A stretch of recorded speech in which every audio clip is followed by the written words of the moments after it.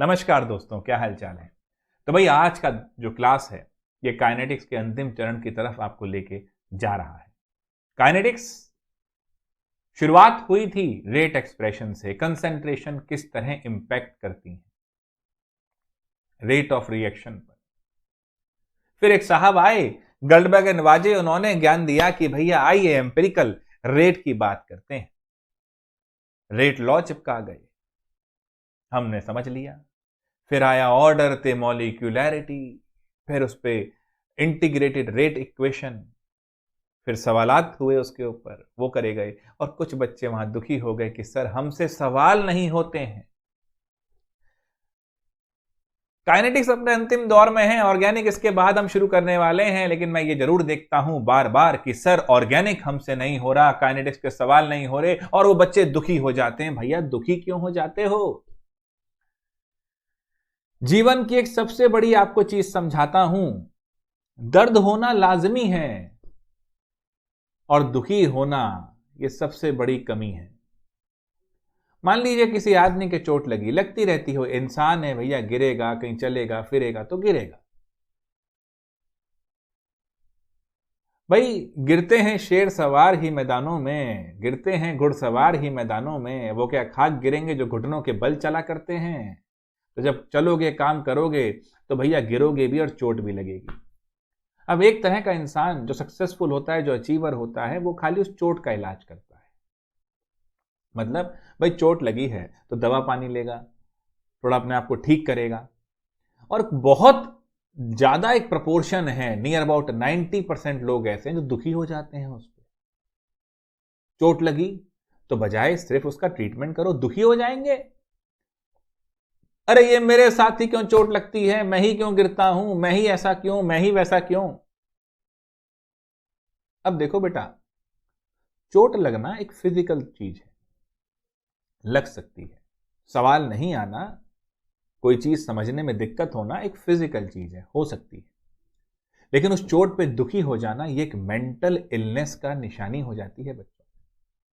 ये दिमाग की दिक्कत है, ये सोच में दिक्कत है। अरे ठीक है ना, कोई चीज अगर गलत हो रही है तो परेशानी क्यों करते हो, दुखी क्यों होते हो, उसको आइए आगे बढ़ाएंगे, समझेंगे उसको कि ऐसे मैंने किया गलत हुआ, ऐसे करता सही हो जाता। तो दुखी नहीं होना है, चोट लगने पे खाली उसका इलाज करना है। सिर्फ यही नहीं रोते रहना कि भैया मेरे साथ ही ऐसा क्यों होता है। इस मेंटेलिटी को बदल दो, इस मानसिकता को बदल दो कि मेरे पास ये नहीं है, मेरे पास ये नहीं, अरे मेरे पास ये तो है। मेरे से ये सवाल नहीं होता बट मुझे थ्योरी तो समझ में आ रही है। अब थ्योरी आ रही है तो मैं सवाल की तरफ भी चलूंगा, मुझसे क्यों नहीं हो रहा, तभी तो मैं सीख पाऊंगा। मैं ऐसे नहीं करूंगा कि दुखी होकर बैठ जाऊंगा कि नहीं भैया मेरे से तो हो नहीं। मैं पूरी लगन से अपनी समस्याओं को देखूंगा, प्रॉब्लम्स को देखूंगा, सिचुएशन में बदलूंगा और फिर सवाल को सॉल्व करूंगा, अपनी जिंदगी में आगे बढ़ता चला जाऊंगा। ये सिद्धांत लाओ, ये मेंटेलिटी लाओ। अपनी आदतें बदलनी पड़ेंगी अगर कुछ करना चाहते हो तो। 4 टॉपिक अब काइनेटिक्स के अंतिम चरण में बच गए हैं। ये रहे वो 4 topic: Arrhenius equation, order estimation, reaction mechanism और प्रॉब्लम जो बोर्ड के हिसाब से है। अब जरा ध्यान से समझना, हमने कल जब बात करी कोलिजन की, और मैंने आपसे कहा कि कोलिजन वही कामयाब होगा जो इफेक्टिव होगा। सिर्फ कोलिजन होने से रेट ऑफ रिएक्शन नहीं बढ़ जाती ना। कोलिजन सही एनर्जी के साथ होना चाहिए, सही डायरेक्शन में होना चाहिए, इफेक्टिव होना चाहिए। अब एक इक्वेशन एनसीईआरटी में डायरेक्ट लिख दी गई है कि K is equal to ZAB, और फिर इसके नीचे इसी को PZAB। अब मुझे यहां शिकायत रहती है एनसीईआरटी के से, भैया देखो डेरिवेशन तो आपने कोर्स में डाली नहीं और एंड प्रोडक्ट आपने लिख दिया। चलिए कोई बात नहीं, फिलहाल जो दिया है उसी से करते हैं। बच्चे जो जेड ए बी दिया है ये है कोलिजन फ्रीक्वेंसी। ए बी का मतलब है बाई मॉलिक्यूलर। अबे यार टकराएंगे तो दो लोग तो टकराएंगे ही ना, अकेला आदमी क्या असर फोड़ रहा है दीवार से। तो एक्चुअली में दो चीजें आपकी हैं, तो A B, Z A B कह दिया तो Z A B is actually collision frequency.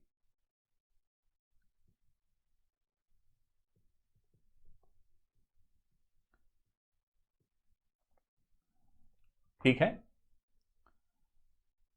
और अगर मैं ध्यान से देखूं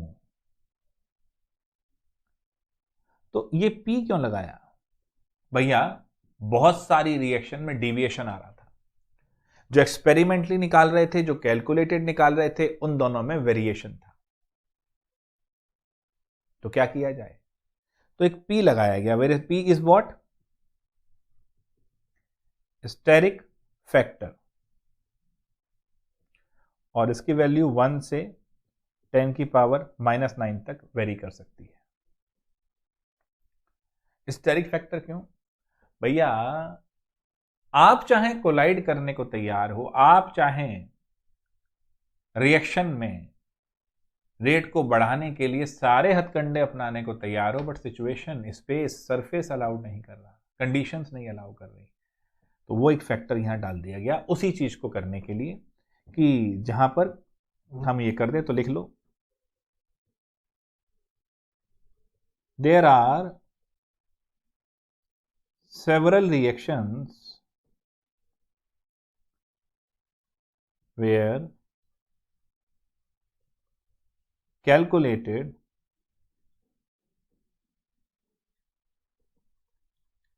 and experimental values of K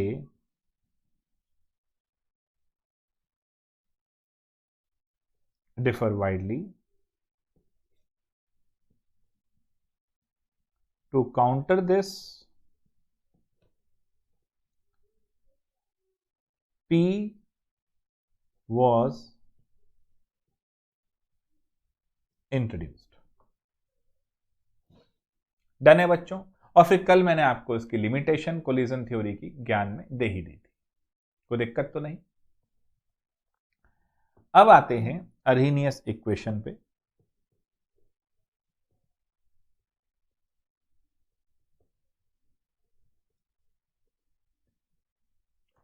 अब अर्हीनियस इक्वेशन क्या है भैया, एक्टिवेशन एनर्जी, टेम्परेचर और के, दैट इज रेट कांस्टेंट। अर्हीनियस बाबू ने इन तीनों के बीच में एक संबंध स्थापित कर दिया। किस किस में, rate constant, activation energy and temperature. अब बच्चों था क्या, इन साहब ने कहा कि जो रेट कांस्टेंट है वो इस तरीके से हम रिप्रेजेंट कर सकते हैं, एक्सपोनेंशियली एक्टिवेशन एनर्जी और टेम्परेचर के मुद्दों पर रिलेट कर रही है। इसे खोला गया तो एक कांस्टेंट तो चिपकाना लाजमी था, और क्योंकि जैसे पेंटर पेंटिंग के नीचे अपना नाम चिपकाते हैं तो साइंटिस्ट कांस्टेंट के साथ अपना नाम जोड़ देते हैं। तो दिस इज अर्हीनियस फैक्टर ए। अब क्या है दोस्तों, एक्टिवेशन एनर्जी और अर्हीनियस फैक्टर को निकालने के दो तरीके हैं। तो लिख लो, the Arrhenius factor also known as frequency factor. देखो जेड वाले को लिंक करने के लिए यहां पर भी इन्होंने कहानी दे ली, तो वही लिख लेते हैं, द फ्रीक्वेंसी फैक्टर, हाँ सही आ रहा है, A and activation energy can be determined by two methods.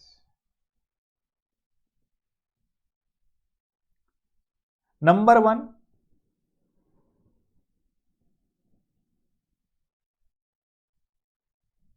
Graphical method. आइए ग्राफ की बात करते हैं।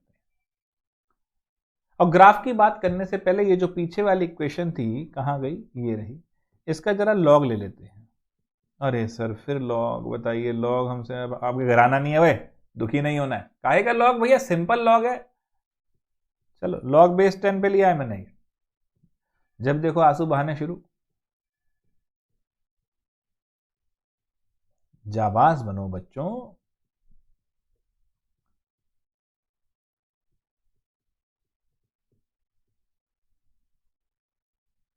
लॉग ई तो फिर 1 के हिसाब से हटाई दिया। कोई परेशानी। और जब लॉग लिया था ये एलएन के हिसाब से था तो ये 2.303 तो आता ही है नीचे, वो तो बता ही रखा है मैंने। अब बच्चों देखो इक्वेशन क्या बनी लॉग के।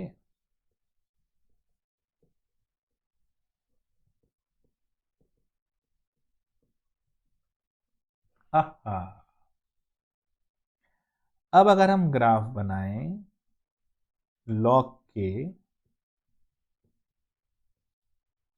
और 1/t में y is equal to m x plus c. अब मेरा क्या बनेगा गुरु, स्लोप अगर मैं बात करूं टेन थीटा के हिसाब से तो minus E A by 2.303 R. तो आइए जी, ये थीटा ले लिया मैंने। अब जो इंटरसेप्ट होगा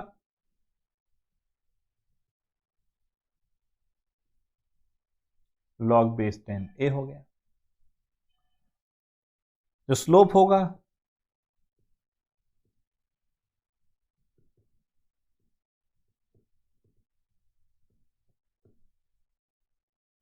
कोई परेशानी, और 1/t तो है।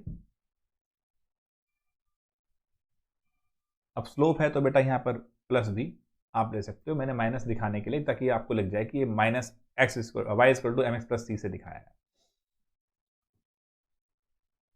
एक तो ये मेथड हुआ, मैंने कुछ नहीं करा, मैंने खाली इक्वेशन के हिसाब से चलाया। माइनस का साइन खाली इंडिकेट करने के लिए दिया है, प्लस भी आप इस पे ले सकते हो, ई अपॉन 2.303 आर, क्योंकि स्लोप तो मान ही लिया आपने नेगेटिव है। एक पहला मेथड हुआ।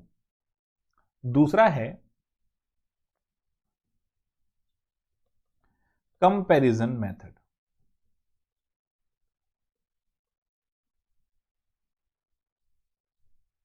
ये क्या है दोस्तों, अब जो E और A है, मतलब जो एक्टिवेशन एनर्जी है एंड जो A है, जिनको हमने कहा कि एक्टिवेशन एनर्जी और अरेनियस फैक्टर या फ्रीक्वेंसी फैक्टर निकालेंगे, तो ये करेक्टरिस्टिक होते हैं ऑफ ए गिवन रिएक्शन। वैसे ही इलेक्ट्रॉन में बात नहीं करी थी, सेल कांस्टेंट एक सेल का करेक्टरिस्टिक है, एक पर्टिकुलर सेल के लिए तो वही रहेगा। अब एक्टिवेशन एनर्जी और अरेनियस फैक्टर, कोलिजन फ्रीक्वेंसी, ये तो एक पर्टिकुलर रिएक्शन के लिए रहेंगे। टेम्परेचर पे तो बहुत वेरिएबिलिटी नहीं शो करेंगे। लिख लो इस पॉइंट को, एज दीज टू सही है are characteristic of a reaction,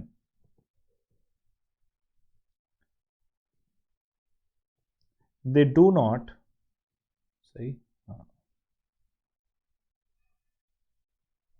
writing ठीक आ रही है भाई, डिपेंड्स अपॉन द टेम्परेचर। तो ठीक है, दो डिफरेंट टेम्परेचर के ऊपर बात करने की कोशिश करते हैं। तो log K1 is equal to log A minus E upon 2.303 RT1। log K2 बहुत आसानी से जा रहा है,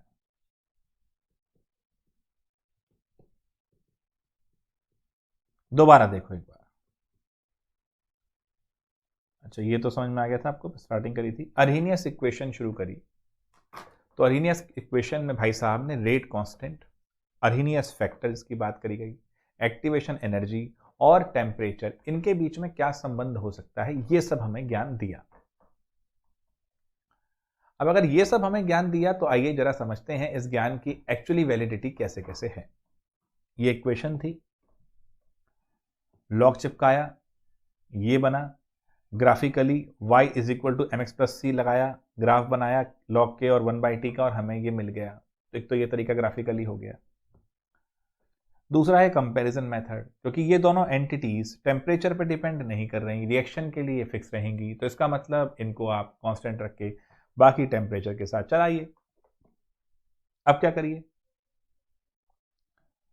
इसमें से इसको माइनस कर दो। अब यही जो इक्वेशन बन के आ रही है ना बोर्ड वगैरह में, तो यही इक्वेशन का ही सवाल है।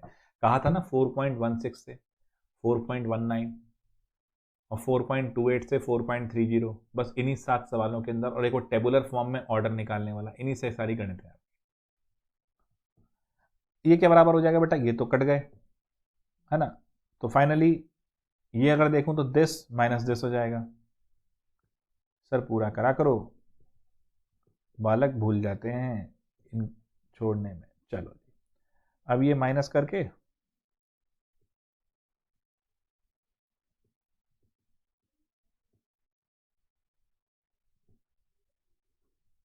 ठीक है, यहां आर रह गया।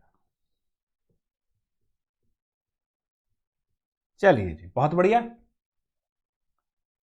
सही आया, ठीक है। ज्यादा नीचे तो नहीं आ रहा, नहीं, ठीक है, नजर आ जाएगा।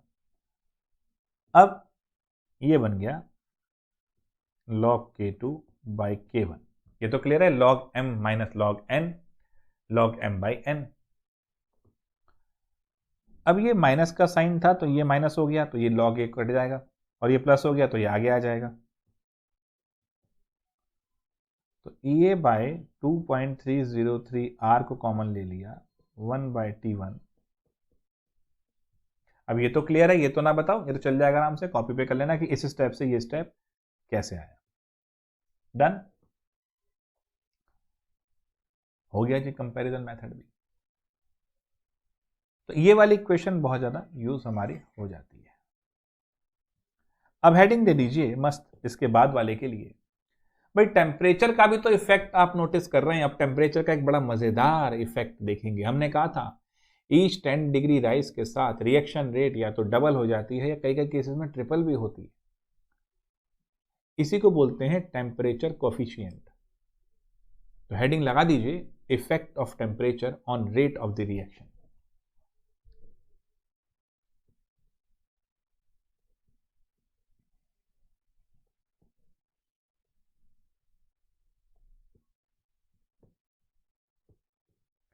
मेरे भाई इस पॉइंट को लिख लो,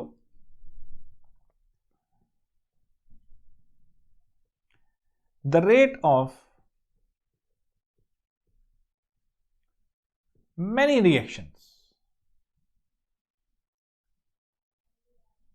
approximately doubles or even triples for each 10 degree rise. सही आई है, हाँ, इन टेम्परेचर। अच्छा, जब मैं ये लिखवाता हूं तो आज ग्रुप में देखते हुए मुझे फिर से बड़ी दिलचस्प एक बात समझ में आई कि सर पीपीटी ले लीजिए ना, टाइम बचेगा क्लास का। वाह रे वाह मेरे शेर, पहले भी समझाया था, हिंदुस्तानी इस बात को समझने में बहुत देर लगा देते हैं। मार्क जकरबर्ग जैसा आदमी, फेसबुक का फाउंडर, अभी 2-2.5 साल पहले अमेरिकन सीनेट में गए, कुछ सवालों का जवाब देना था, कुछ आरोप थे उनके ऊपर। अच्छा, मार्क जकरबर्ग फेसबुक के फाउंडर, भाई साहब बड़े बड़े लैपटॉप टैबलेट तो ऐसे ले आएंगे, और पीपीटी बनवाने के लिए तो पूरी टीम इकट्ठी कर लेंगे। ये सुनो,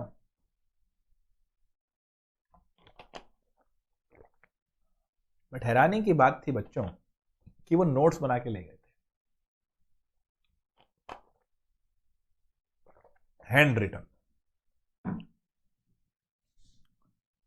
मजा यही है।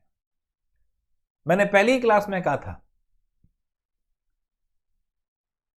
जितना ज्यादा कंफर्ट लेवल बढ़ता जाएगा पढ़ाई उतनी कम होती जाएगी। मतलब इस क्लास में बैठ के कॉपी पेन लेकर इसको बिल्कुल फिजिकल लाइव क्लास की तरह समझ के अगर लिखोगे, एफिशिएंसी 100 टाइम बेटर हो जाएगी।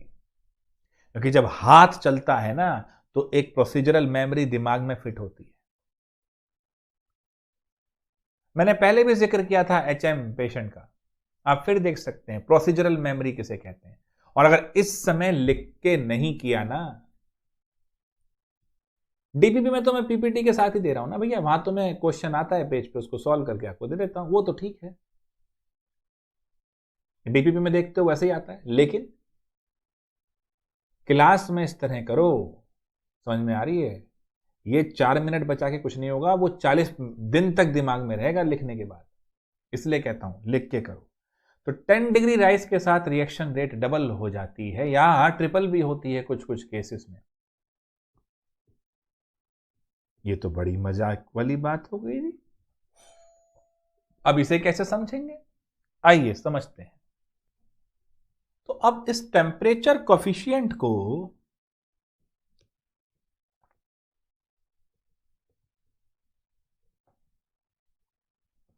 हम न्यू से रिप्रेजेंट करते हुए चलेंगे और कुछ नहीं खास,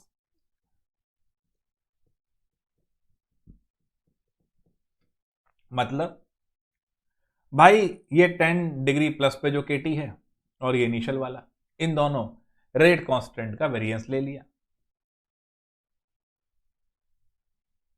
अब T1 से T2 जब बढ़ाया उस हिसाब से समझ लिया। और इसकी जो वैल्यू है, अब ये जो सवाल है ये जेई मेन में पूछा गया है, ये पूरा टॉपिक जेई मेन के हिसाब से समझाया है मैंने, नीट में ही पूछा गया ये kit value lies between 2 to 3, ये है टेम्परेचर कोएफिशिएंट। यहां पर भी एक समस्या आई, अरे सर समस्याएं बहुत हैं, अरे हाँ यही तो आनंद है कि भाई साहब चलो मान लिया कि टेम्परेचर कोएफिशिएंट है, 10 डिग्री राइज से रिएक्शन रेट डबल हो गई, ट्रिपल हो गई, लेकिन यार 10 डिग्री टेम्परेचर बढ़ाने से पता लगा यार कोलिजन तो 2-3% ही बढ़े, लेकिन रिएक्शन रेट 100 टाइम 200 टाइम बढ़ गई। मतलब it was observed that by increasing temperature by 10 degrees Celsius,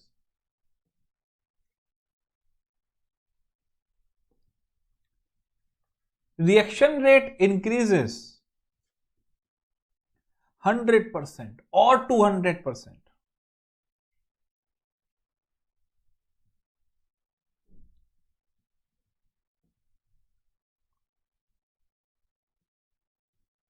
But number of collision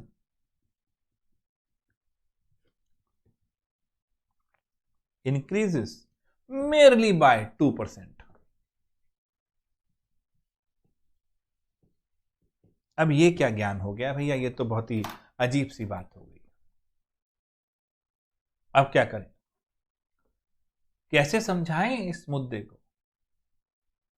क्योंकि अगर हम ध्यान से समझें, अरे गुरु क्या दब गया, अगर हम ध्यान से समझें तो कोलिजन तो 2% बढ़े, बट रेट इतनी बढ़ गई, ऐसा क्यों? देखो बच्चों, अब ये है, ये सभी उन बच्चों के लिए है जो 100% सिलेबस करते हैं, दिमाग में रहता है 60 और वहां लिख पाते हैं 40, नंबर इस हिसाब से नहीं आते। अरे मेरे भाई, सारा खाचा इकट्ठा करने से मतलब नहीं है, चाहे 2% सिलेबस को बढ़ाओ बट 100% इफेक्टिवनेस होनी चाहिए। ये मजा है।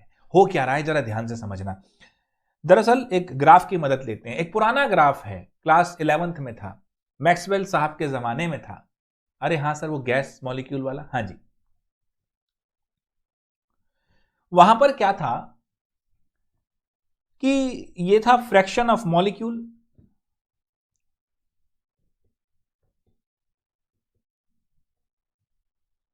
और ये थी एनर्जी।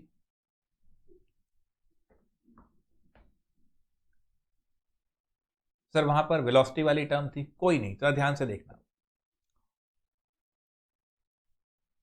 एक नंबर ऑफ वेलोसिटी थी जो काफी मॉलिक्यूल्स ने ले रखी थी, मोस्ट प्रोबेबल वेलोसिटी कहा जाता था उसको। देखो यहां पर भी जो आप एनर्जी कह रहे हो वो समवॉट काइनेटिक एनर्जी से ज्यादा रिलेट कर रही है, क्योंकि मैंने आपसे कहा था ट्रांसलेशनल एनर्जी की बात की गई है, तो उससे रिलेट कर रही है। कोलिजन के लिए कौन सी एनर्जी सबसे ज्यादा इंपॉर्टेंट है? अरे भैया काइनेटिक, वो वेलोसिटी पे डिपेंड कर रही है। वहां था ना एक मोस्ट प्रोबेबल वेलोसिटी, ज्यादातर पार्टिकल उसी वेलोसिटी पे मूव करते थे। जैसे हाईवे पे चले गए, गैस पार्टिकल था, बिहेवियर ऑफ गैसेस कक्षा 11। अब भैया होता कैसे, हाईवे पे गए तो कुछ लोग तो बड़ी ही मंद गति से गाड़ी चला रहे हैं, बड़े कहते ना सिक्योरिटी पसंद अंकल जी हैं, 40-50 की स्पीड से हाईवे पे हैं, धीरे धीरे धीरे धीरे चल रहे हैं।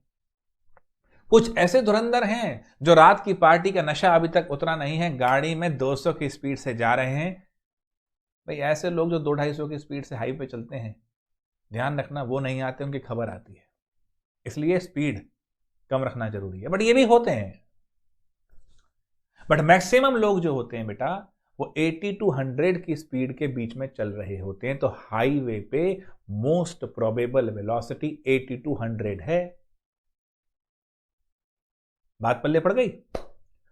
ऐसे ही गैस के पार्टिकल कुछ बहुत स्लो होते हैं, कुछ बहुत हाई स्पीड में होते हैं, बट मैक्सिमम फ्रैक्शन एक मोस्ट प्रोबेबल वेलोसिटी, या अब गैस के केस में स्पीड कहना बढ़िया है, स्पीड पे होते हैं, क्योंकि रैंडम मोशन है गुरु।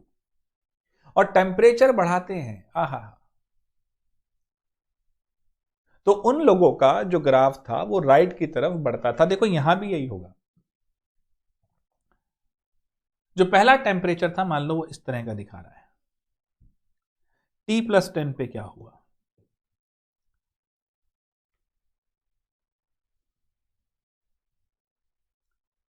अब फ्रैक्शन ऑफ मॉलिक्यूल में एक बड़ी कमाल की चीज आपको दिखाता हूं।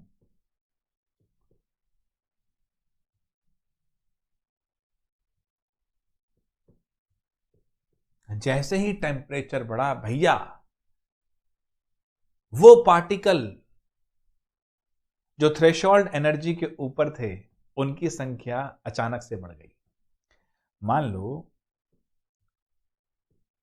ये ले लेता हूं, शेडेड एरिया ले लिया गुरु, ये वो एनर्जी है, ये वो मिनिमम लेवल है, इसके इधर वाले पार्टिकल ही रिएक्शन में कोलिजन बढ़िया करेंगे, यही है थ्रेशोल्ड। बात पल्ले पड़ी। तो टेम्परेचर बढ़ाने पर, यानी ये तो टेम्परेचर T था और ये T+10 था। तो जरा ध्यान से समझना,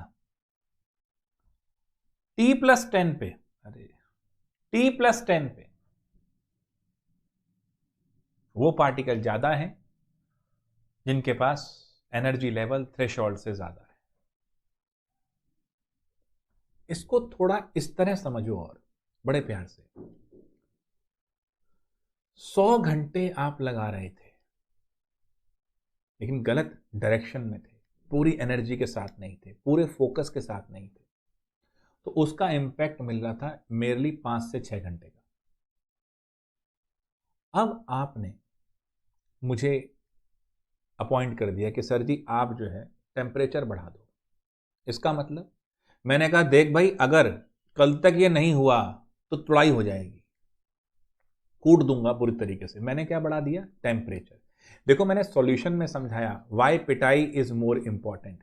सॉल्यूशन में हेनरी साहब नहीं कह रहे थे पार्शियल प्रेशर बढ़ा दो, गैस डिजोल्व, मतलब प्रेशर बढ़ाओगे तो ज्यादा गैस डिजोल्व होगी। कोलराज साहब ने कहा कि डाइल्यूशन, कोई तो ऐसी पिटाई होगी जहां बच्चा पढ़ लेगा, कोई तो ऐसा डाइल्यूशन होगा जहां वीक भी फुल्ली डिसोसिएट हो जाएगा। यहां पर भी रिएक्शन यही कह रही है, टेम्परेचर बढ़ाओ भैया, रेट डबल ट्रिपल हो जाएगी जरा सा 10 डिग्री टेम्परेचर बढ़ाते ही। तो अपने आप पढ़ रहे थे वो एक अलग बात थी, और अगर आप किसी को फॉलो करके पढ़ रहे हो, यूनिटी ऑफ कमांड इंपॉर्टेंट है। अगर मैं कह रहा हूं कि फालतू बातें छोड़ो, इस पे ध्यान करो, जो पढ़ा रहा हूं उस पे ध्यान दो, नहीं तो कल पिटाई हो जाएगी, नहीं तो कोई पनिशमेंट दी जाएगी। अब बच्चों आपकी इफेक्टिवनेस बढ़ जाती है। ठीक वैसे ही जब आपने 10 डिग्री बढ़ाया तो एनर्जी लेवल बढ़ गए। चाहे कोलिजन 2% बढ़े, लेकिन वो 2% कोलिजन भी अब उन पार्टिकल्स के बीच में थे जिनके पास एनर्जी थ्रेशोल्ड से ज्यादा थी। तो देखो यहां पर नंबर ऑफ पार्टिकल कितना बढ़ गए, यहां पर तो ये थे, यहां कितना बढ़ गए, क्योंकि इफेक्टिव कोलिजन बढ़ गए विद दोज पार्टिकल जिनके पास थ्रेशोल्ड एनर्जी ज्यादा थी, इसलिए रेट ऑफ रिएक्शन 100 टाइम्स तक चली गई। ये बात समझ में आई? तो जो हम चीज कह रहे थे कि 10 डिग्री बढ़ाने पर रिएक्शन रेट इतना बढ़ गया जबकि कोलिजन तो इतने ही बड़े थे, उसका रीजन था कि अब particles with energy more than, ये राइटिंग साफ आ रही है, हाँ, the threshold energy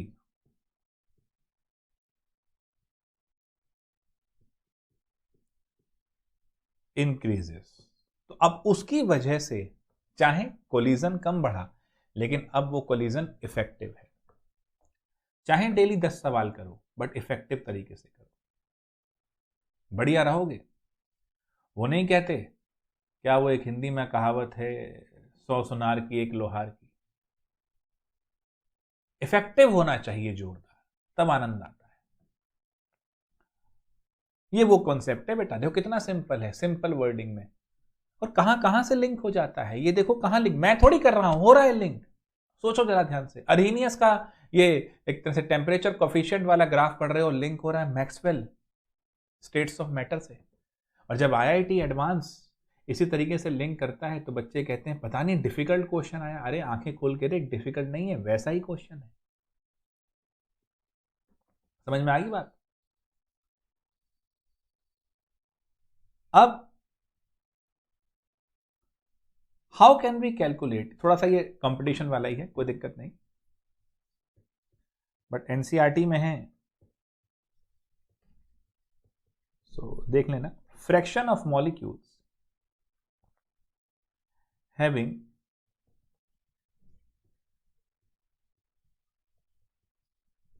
energy equal to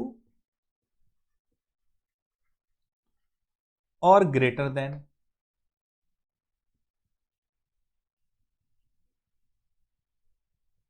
threshold energy will be equal to k by a। ये भाई ये फ्रीक्वेंसी फैक्टर है, ये रेट कांस्टेंट है। अब इन्हीं का जो एक डिवीजन है, मतलब नंबर ऑफ कोलिजन कितने हो रहे हैं पर यूनिट, और क्या उस तरीके से रेट कांस्टेंट आ रहा था, इसी को हम कह देते हैं नंबर ऑफ मॉलिक्यूल जिनका ज्यादा है। देखो बेटा ये इस तरीके से है ना, देखो कोल्ड ड्रिंक की कितनी बॉटल खत्म हुई, ये डिपेंड करता है कितने लोग शादी में आए, दावत में आए। तो रेट कांस्टेंट अपॉन अरहीनियस फैक्टर और फ्रीक्वेंसी फैक्टर, यही समहाउ रेट ऑफ रिएक्शन की तरफ जा रहे हैं, यही ये चीज दिखा रहे हैं। तो यही तो क्या हो गया, ये किस पे डिपेंड करेगा, रेट किस पे डिपेंड करेगी, उन पार्टिकल्स पे जिनके पास थ्रेशोल्ड एनर्जी से ज्यादा एनर्जी। बस फिर अब इसका लॉग ले लो,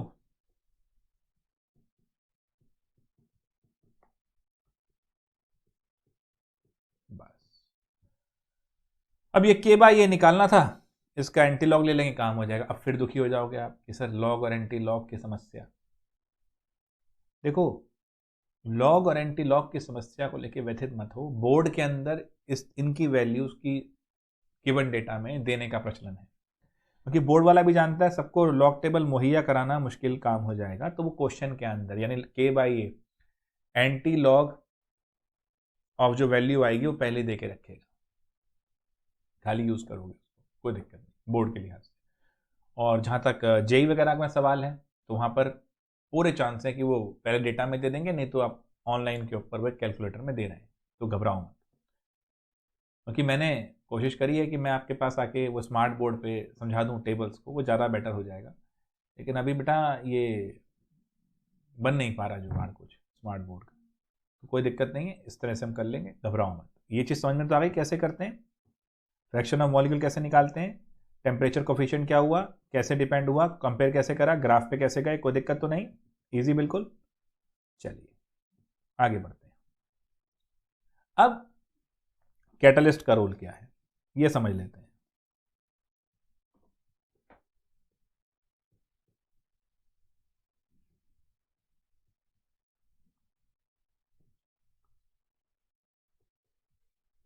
पहले समझते हैं दोस्तों कैटलिस्ट होता क्या है। कैटलिस्ट दोनों तरीके से होता है, पॉजिटिव भी होता है तो नेगेटिव भी होता है। Positive as the name itself suggest reaction का प्रमोटर होता है, रिएक्शन को होने देने में हेल्प करता है। नेगेटिव इनहिबिटर होता है। होते नहीं कुछ लोग भाई आपसे कहते हैं कि नहीं बेटा तू कोशिश कर सकता है, घबरा मत, डिफिकल्टी आएगी टेंशन ना ले, कोशिश कर हो जाएगा। जैसे बच्चों मैं आपको एक चीज बताता हूं, जब मैंने सोचा था कि मैं डॉक्टर बनूंगा, तो जैसे हमारे हिंदुस्तान में तो कॉन्सेप्ट है ही चीजों को गिराने का, उठाने से ज्यादा लोग खुश होते हैं कि गिर जाएगी। एक छोटी सी कहानी भी शेयर करता हूं। एक बार एक एक्सपेरिमेंट हो रहा था, हमेशा ध्यान रखना, इसलिए जो आज बता रहा हूं इस चीज को ध्यान रखना। थोड़ा 2 मिनट ले लेते हैं आपके ये छोटी सी कहानी बताने के लिए, हाँ ले सकते हैं, टाइम है भी।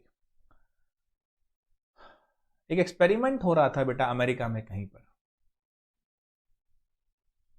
तो मेंढक जाने थे, हिंदुस्तान से ही भेजे गए, शिप के थ्रू जाने थे, तो समुद्र में से जाने थे। अचानक जब कंटेनर लग गया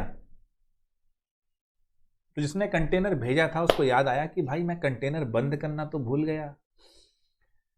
उसने जहाज के कैप्टन को फोन किया कि सर एक गलती हो गई है, वो कंटेनर बंद करना भूल गए हैं।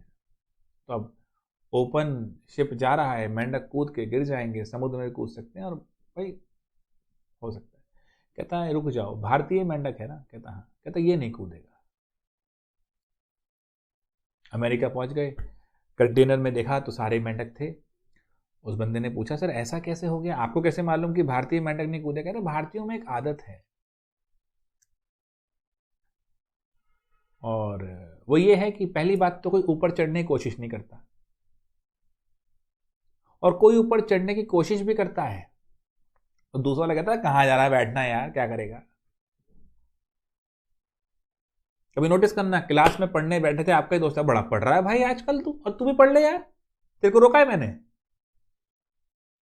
ये हमारे यहां पर है। वैसे बड़ा महान देश है, कोई दिक्कत नहीं, भारत एक महान देश है, भारतीयों को महान होना बाकी है। एक दूसरे को नीचा गिराना, नीचा दिखाना, इसमें लगे हैं। तो हम एक तरह से नेगेटिव कैटलिस्ट की तरह बिहेव करते हैं, इनहिबिटर है। तो मैं बता रहा था जब मैं डॉक्टर बनने लगा तो मैंने दोस्तों को बोला, सबको बोला, तो सबका रिलेटिव्स का सबका यही था, अरे भैया डॉक्टर बनेंगे, हमारा हिंदू, बजाय इसके कि वो आपको अप्रिशिएट करें, वो आपको नीचा गिराते रहेंगे। और एक चीज ध्यान रखिएगा दोस्तों, जीतता वही है जो इन सभी समस्याओं को झेलता हुआ आगे बढ़ता है। इसलिए मैंने आपको पहले भी कहा दुखी मत हो, दर्द होता है ठीक है, आपका मेंटली स्ट्रांग होना बहुत जरूरी है सफलता के लिए।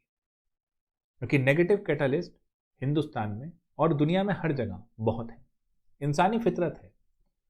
वो नहीं था 3 इडियट्स में बोला था उसने कि हमें इंसानी फितरत का एक बड़ा मालूम पड़ा कि दोस्त फेल हो जाए तो दुख होता है, और अगर दोस्त टॉप कर जाए तो बहुत दुख होता है।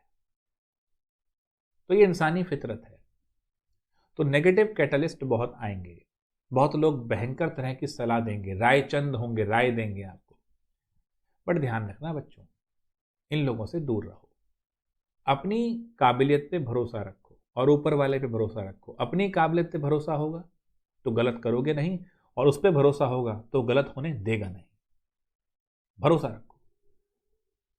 तो कैटलिस्ट दो टाइप के, पहला नेगेटिव जो रिएक्शन को रोकेगा, जिसके एग्जांपल मैंने आपको दिए। दूसरा पॉजिटिव। अब आप घर से चले स्कूल तक जा रहे हैं, आप पैदल चले, आप रिक्शा में गए, या आपने बढ़िया बाइक ले ली, तो ये जो बाइक है ये या रिक्शा है, ये आपको कैटलिस्ट पॉजिटिव की तरह कर रही है, आपको जल्दी स्कूल पहुंचाएगी। तो ये दरअसल अगर देखा जाए तो ये पॉजिटिव कैटलिस्ट है। तो कैटलिस्ट की अगर बात करूं तो दो तरीके से हुआ। पहला positive catalyst,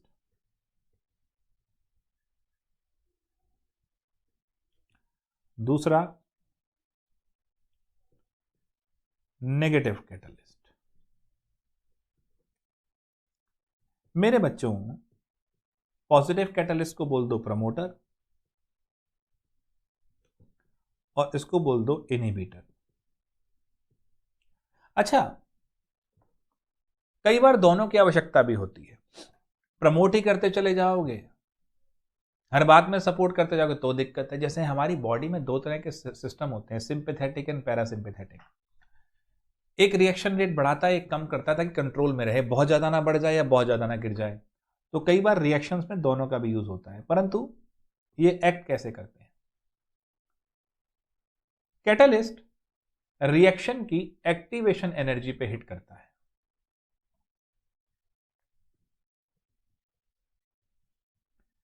catalyst can impact the activation energy of a reaction.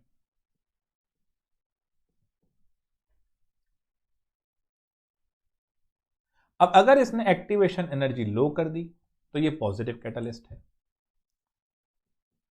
Positive catalyst will lower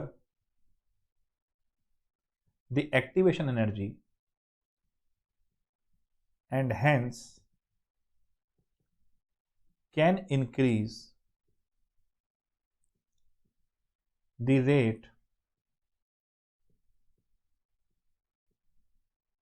of the reaction, और negative will enhance the activation energy so can decrease। क्योंकि एक्टिवेशन एनर्जी कम हो गई तो रिएक्शन जल्दी हो जाएगी। देखो कैसे, खाली पॉजिटिव वाले का ग्राफ बनाऊंगा। This is potential energy, this is collision number, reactant की ये थी और ऐसे आया था। अरे हाँ सर, ये तो बनाया था आर्हेनियस। अरे भाई साहब, यही तो आनंद है जिंदगी का। ये है थ्रेशोल्ड लेवल और ये इसकी एक्टिवेशन एनर्जी है विदाउट कैटलिस्ट। अब मैंने डाल दिया कैटलिस्ट, पॉजिटिव वाला, आनंददायक, बिल्कुल जिंदगी गुलाबी हो जाएगी। मतलब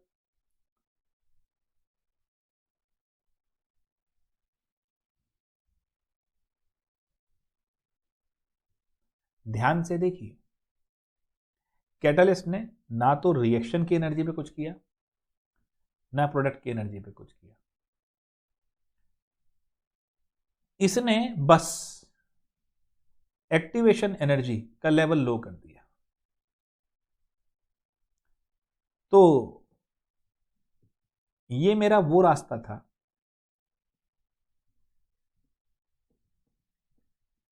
रिएक्शन पाथ विदाउट कैटलिस्ट, और ये था रिएक्शन पाथ विद कैटलिस्ट। एक चीज ध्यान रखना दोस्तों, कैटलिस्ट आपकी सपोर्ट कर सकता है, आपको जल्दी पहुंचा सकता है। जैसे हमारा एक्सेलरेट बैच, हमारी पूरी टीम आपको हेल्प कर सकती है कि अगर आप अकेले करते तो आप लॉन्गर एक्टिवेशन एनर्जी में जाते और शायद सही समय तक आप कोर्स पूरा नहीं कर पाते, उस तरह से तैयारी नहीं कर पाते। As a catalyst we are helping you और आपकी एक्टिवेशन एनर्जी का लेवल कम कर देंगे, बिकॉज आपके लिए क्वेश्चन ढूंढ के हम लाएंगे, आपके लिए सिचुएशन हम बनाएंगे, आपको तो खाली पढ़ना होगा। अब जरा मजेदार चीज समझना,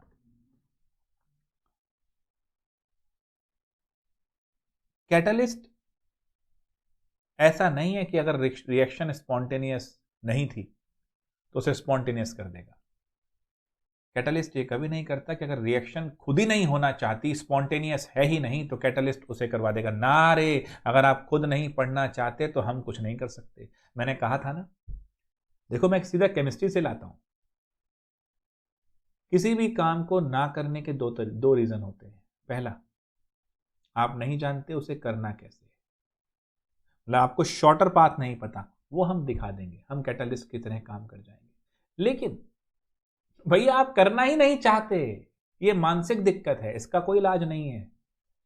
अगर रिएक्शन स्पॉन्टेनियस नहीं है तो कैटलिस्ट कुछ नहीं कर सकता। नोट दिस पॉइंट, ये कंपटीशन में भी आएगा, बहुत इंपॉर्टेंट है।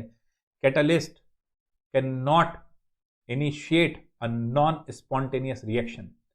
Catalyst cannot affect the equilibrium. Yes, it can help to achieve the level of equilibrium easily and early.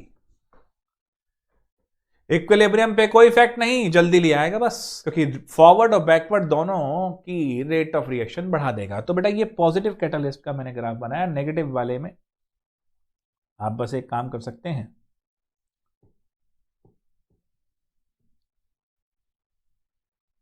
बस ये नेगेटिव वाला हो जाएगा, रेड वाला। एक्टिवेशन एनर्जी बढ़ा दी, दिक्कत है? आसान है बिल्कुल। अब ये क्या थी? Activation energy in absence of catalyst, X कह लो। ये क्या हो जाएगी? In presence of catalyst, Y कह लो, प्रेजेंस है, चलो पी कह लो, मतलब वाई छोड़ो। और कैसे निकलेगा इसका फॉर्मूले टाइप के लिए?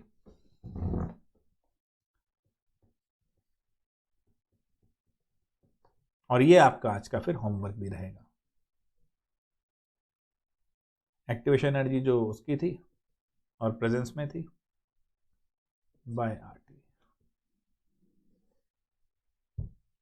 ये फॉर्मूला कैसे आया, इसको आप खुद सोचेंगे, ये आपका होमवर्क रहेगा।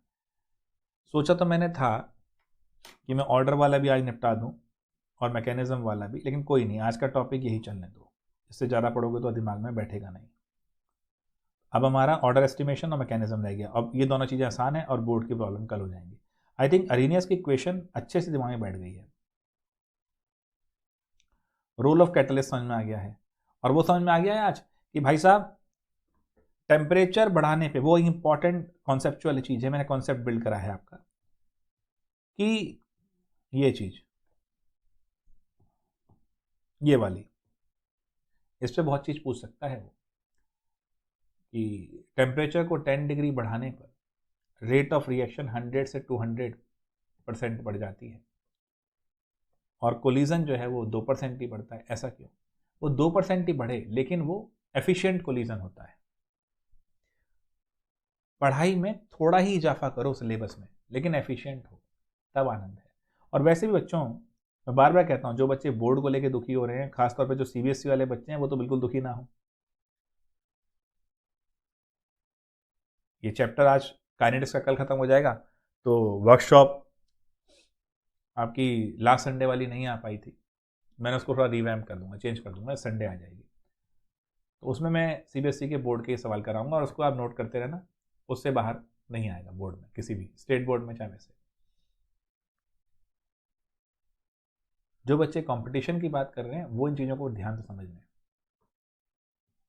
बड़ा काम आएगा। क्योंकि ये देखो, ये चीज़ 2% क्यों हुआ? एफिशिएंट बढ़ गया इसलिए, क्योंकि ज़्यादा फ्रैक्शन ऑफ मॉलिक्यूल आ गए थ्रेशोल्ड एनर्जी से ऊपर के लेवल पे। और कैटलिस्ट का रोल समझ में आ गया होगा, और ये मैंने जो बनाया है इसके बारे में हम कल यहाँ से ही शुरू करेंगे। सो आई होप जो आज पढ़ाया है वो क्लियर है। आज की सभा यहाँ रोकेंगे, कॉन्सेप्चुअली थोड़ा सा चीज़ें ऊपर गई हैं, माइंड में रखना। इन्हीं के बेसिस पे सवाल होंगे। एक बार फिर से एनसीईआरटी के 4.28, 4.29, 4.30 फिर से सॉल्व करेंगे, होमवर्क ये है। ये मत कहना सर एक बार कर चुके हैं, ना भैया, मैं तो 6 बार कराऊंगा, ताकि वहाँ पर स्पीड ऐसे हो जाए कि 3 घंटे का पेपर बोर्ड का 1.5 घंटे में हो जाए। क्योंकि जब कई बार आदमी चीज़ लिख लेता है ना, तो उसका हाथ चलता है मक्खन की तरह। बस तो अभी फिर से तीनों सवाल आज करेंगे और इसकी डेरिवेशन सोचेंगे। तो आज के लिए सभा यहीं पर रोकते हैं। चलिए मिलते हैं बच्चों कल आपसे।